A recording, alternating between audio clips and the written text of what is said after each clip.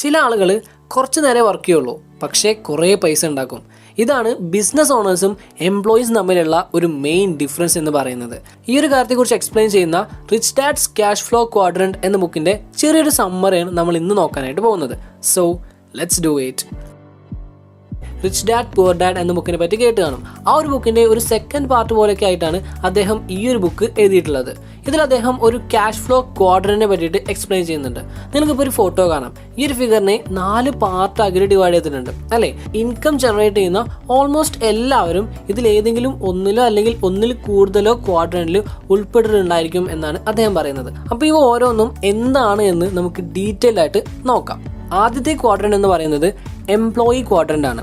Yes, ഈ ഒരു ടൈപ്പിലുള്ള ആളെന്ന് പറഞ്ഞിട്ടുണ്ടെങ്കിൽ എപ്പോഴും ഒരു ഫൈനാൻഷ്യൽ സെക്യൂരിറ്റി ആഗ്രഹിക്കുന്ന ആളുകളാണ്. ഇവിടെ സെക്യൂരിറ്റി അല്ലെങ്കിൽ സെക്യൂർ എന്ന വേർഡിനെ റോബർട്ട് കിയോസാക്കി പറയുന്നത് ഒരു പേടിയായിട്ടാണ്. ഇവരെന്ത് ചെയ്യാണ്, മറ്റൊരാൾ ഉണ്ടാക്കി വെച്ചിട്ടുള്ള സിസ്റ്റത്തിലിരുന്ന് വർക്ക് ചെയ്യാണ് ചെയ്യുക. എല്ലാവരും ഒരു കോർപ്പറേറ്റ് ലാഡർ കയറുകയാണ് ചെയ്യുന്നത്. ഒരു ടിപ്പിക്കൽ എംപ്ലോയി ഇങ്ങനെയായിരിക്കും പറയുക, എൻ്റെ കോഴ്സൊക്കെ കഴിഞ്ഞു, ഇനി ഇതിൽ നല്ലൊരു കമ്പനിയിൽ നല്ലൊരു സാലറിക്ക് ജോലിക്ക് കയറണം. കൂടുതൽ ആളുകളും ഈ ഒരു ക്വാഡ്രന്റിലാണ് ഇൻക്ലൂഡ് ആയിട്ടുള്ളത്. അതിന് കാരണം മറ്റൊന്നുമല്ല, ചെറുപ്പം മുതൽ തന്നെ നമ്മളെല്ലാവരും ഈ ഒരു ക്വാഡ്രന്റിൽ ഇൻക്ലൂഡ് ആവാൻ വേണ്ടിയിട്ടാണ് പ്രോഗ്രാം ചെയ്തിട്ടുള്ളത് അല്ലേ. അതിപ്പോൾ നമ്മുടെ സ്കൂളായാലും ശരി, കോളേജ് ആയിക്കോട്ടെ, വീട്ടിലാണെങ്കിലും സൊസൈറ്റിയിലാണെങ്കിലും എല്ലാവരും എന്താ പറയുക, നന്നായിട്ട് പഠിക്കുക, നല്ലൊരു ജോലിക്ക് കയറുക അല്ലേ. ഒരു ഫൈനാൻഷ്യൽ എഡ്യൂക്കേഷൻ, ഒരു റിയൽ ആയിട്ടുള്ള ഫൈനാൻഷ്യൽ എഡ്യൂക്കേഷൻ നമുക്ക് ആർക്കും കിട്ടുന്നില്ല. നമുക്ക് എല്ലാവർക്കും പൈസ ഉപയോഗിക്കാനായിട്ട് ഭയങ്കര ഒരു പേടിയാണ്. ഫൈനാൻഷ്യൽ റിസ്ക് എടുക്കാനായിട്ട് ഭയങ്കര പേടിയാണ്. അപ്പോൾ അതുകൊണ്ട് തന്നെ ഈ ഒരു ക്വാഡ്രന്റിൽ റിച്ച് ആവുക എന്ന് പറയുന്നത് ഭയങ്കര ടഫ് ആയിട്ടുള്ള ഒരു ടാസ്ക് ആണ്. ഇനി ഇതിന്റെ പ്രോസ് ആൻഡ് കോൺസ് ഒക്കെ നോക്കിക്കഴിഞ്ഞാൽ നമ്മൾ നേരത്തെ പറഞ്ഞ പോലെ തന്നെ ഇവർക്ക് ഫൈനാൻഷ്യൽ സെക്യൂരിറ്റി ഉണ്ടാകും. ഒട്ടുമിക്ക കമ്പനീസും അവരുടെ എംപ്ലോയീസിന് പെയ്ഡ് വെക്കേഷനും അതേപോലെ ഹെൽത്ത് ഇൻഷുറൻസ് ഒക്കെ പ്രൊവൈഡ് ചെയ്യുന്നുണ്ട്. പക്ഷേ ഇവരുടെ ഒരു മെയിൻ പ്രശ്നം എന്താണെന്നറിയോ, ഇവർ എത്ര നന്നായിട്ട് പെർഫോം ചെയ്യുന്നുണ്ടോ അതിനനുസരിച്ചുള്ള ഒരു പൈസ ഒരു കമ്പനിയും ഇവർക്ക് സാലറി ആയിട്ട് കൊടുക്കില്ല. നല്ലോണം കഷ്ടപ്പെട്ട് കഴിഞ്ഞാലും അത്രയ്ക്കുള്ളൊരു ബെനിഫിറ്റ്, അത്രയ്ക്കുള്ളൊരു സാലറി, അത്രയ്ക്കുള്ളൊരു പൈസ അവർക്ക് ഉണ്ടാക്കാനായിട്ട് സാധിക്കില്ല. രണ്ടാമത്തെ ക്വാഡ്രന്റ് സെൽഫ് എംപ്ലോയിഡ് അല്ലെങ്കിൽ സ്മോൾ ബിസിനസ് ഓണേഴ്സ്. ഇവരെന്താന്ന് വെച്ചിട്ടുണ്ടെങ്കിൽ ഇവർക്ക് എപ്പോഴും നല്ലൊരു കൺട്രോൾ ഉണ്ടായിരിക്കണം. കിയോസാക്കി ഈ ഒരു ഗ്രൂപ്പിനെ വിളിക്കുന്നത് ഡു ഇറ്റ് യുവർ സെൽഫേഴ്സ് എന്നാണ്. ഇവർക്ക് ഇവരുടെ തന്നെ ബോസ് ആകണം. ഒരു ടിപ്പിക്കൽ സ്മോൾ ബിസിനസ് ഓണർ ഇങ്ങനെയായിരിക്കും പറയുക, ഞാൻ നോക്കുന്ന ജോലി എന്താണെന്ന് വെച്ചിട്ടുണ്ടെങ്കിൽ എൻ്റെ സ്കില്ലിനും എൻ്റെ ടൈമിനനുസരിച്ചുള്ള പൈസ എനിക്ക് ഉണ്ടാക്കാനായിട്ട് സാധിക്കണം. I want to be in charge. Self employed ആയിട്ടുള്ള ആളുകൾക്ക് എത്ര ടൈം ആണെങ്കിലും വർക്ക് ചെയ്യാം, എത്ര ടൈം വർക്ക് ചെയ്യണം എന്നുള്ളത് അവർക്ക് തീരുമാനിക്കാം. കുറേ നേരം വർക്ക് ചെയ്യുന്നുണ്ടെങ്കിൽ കുറേ പൈസ ഉണ്ടാക്കാം, അതല്ല കുറച്ച് നേരം വർക്ക് ചെയ്യുന്നുണ്ടെങ്കിൽ കുറച്ച് പൈസ ഉണ്ടാക്കാനായിട്ട് സാധിക്കുകയുള്ളൂ. ഇനി ഇവരുടെ പ്രോസ് ആൻഡ് കോൺസ് നോക്കിക്കഴിഞ്ഞാൽ ഒരു എംപ്ലോയിനെ വെച്ച് കമ്പയർ ചെയ്യുമ്പോൾ ഇവർക്ക് കുറേ ബെനിഫിറ്റ്സ് ഉണ്ട്. ഫോർ എക്സാമ്പിൾ, ഇവർക്ക് ഇവരുടെ ബിസിനസ് കൺട്രോൾ ചെയ്യാനായിട്ട് സാധിക്കും. പക്ഷെ അതുകൊണ്ട് തന്നെ ഇവരുടെ ബിസിനസ് ലെസ് സെക്യൂർ ആയിരിക്കും. എപ്പോഴും നമുക്ക് പ്രോഫിറ്റ് മാത്രമല്ല ഉണ്ടാവുക, കുറേ ലോസ് ഉണ്ടാവുമല്ലോ. അപ്പോൾ അതൊക്കെ നമുക്ക് കറക്റ്റായിട്ട് മെയിൻറ്റെയിൻ ചെയ്യാനും കൺട്രോൾ ചെയ്യാനായിട്ടും സാധിക്കണം. അതേപോലെ റോബർട്ട് കിയോസാക്കി പറയുന്നത് ഈ സെൽഫ് എംപ്ലോയിഡ് ക്വാഡ്രന്റ് ആണ് ഏറ്റവും റിസ്ക് ഉള്ള ക്വാഡ്രന്റ് എന്നാണ്.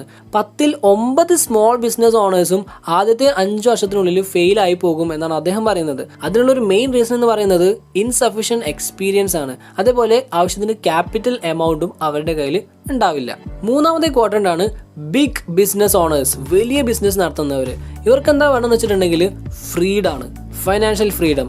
നല്ലൊരു പ്രോഫിറ്റബിൾ ആയിട്ടുള്ള ബിസിനസ് സിസ്റ്റം ക്രിയേറ്റ് ചെയ്തുകൊണ്ട് അവർ ഫൈനാൻഷ്യൽ ഫ്രീഡം അക്വയർ ചെയ്യുന്നു. ഒരു ടിപ്പിക്കൽ ബിഗ് ബിസിനസ് ഓണർ ഇങ്ങനെയായിരിക്കും പറയുക, ഞാൻ എൻ്റെ കമ്പനിയിൽ ജോലി ചെയ്യാനായിട്ട് എന്നേക്കാൾ സ്മാർട്ട് ആയിട്ടുള്ള കുറച്ച് ആളുകളെയാണ് നോക്കുന്നത്.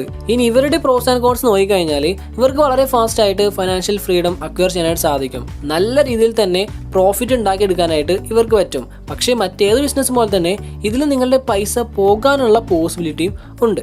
അതേപോലെ തന്നെ നിങ്ങൾക്ക് നിങ്ങളുടെ ടീമിനെ നന്നായിട്ട് ലീഡ് ചെയ്യാനായിട്ട് സാധിക്കണം. ആ ഒരു സ്കില്ലുണ്ടെങ്കിൽ മാത്രമേ നിങ്ങൾക്ക് ഈ ഒരു ഫീൽഡിൽ അല്ലെങ്കിൽ ഈ ഒരു ക്വാഡ്രന്റിൽ പിടിച്ചു നിൽക്കാനായിട്ട് പറ്റുകയുള്ളൂ. സോ റിച്ച് ആവാനായിട്ടുള്ള one of the best quadrant ആണ് ഈ ബിഗ് ബിസിനസ് ഓണർ എന്നാണ് റോബർട്ട് കിയോസാക്കി പറയുന്നത്. നാലാമത്തെ ക്വാഡ്രന്റ് ആണ് ഇൻവെസ്റ്റർ ക്വാഡ്രന്റ്. ഇവർക്ക് വേണ്ടത് ഫ്രീഡം തന്നെയാണ്. പക്ഷേ ഇവർ ബിസിനസ് ഓണേഴ്സിനെ പോലെ വലിയ ബിസിനസ് നടത്തുകയല്ല ചെയ്യുന്നത്. ഇവരെന്ത് ചെയ്യുന്നറിയോ, കമ്പനീസിനെ കുറിച്ച് പഠിക്കും.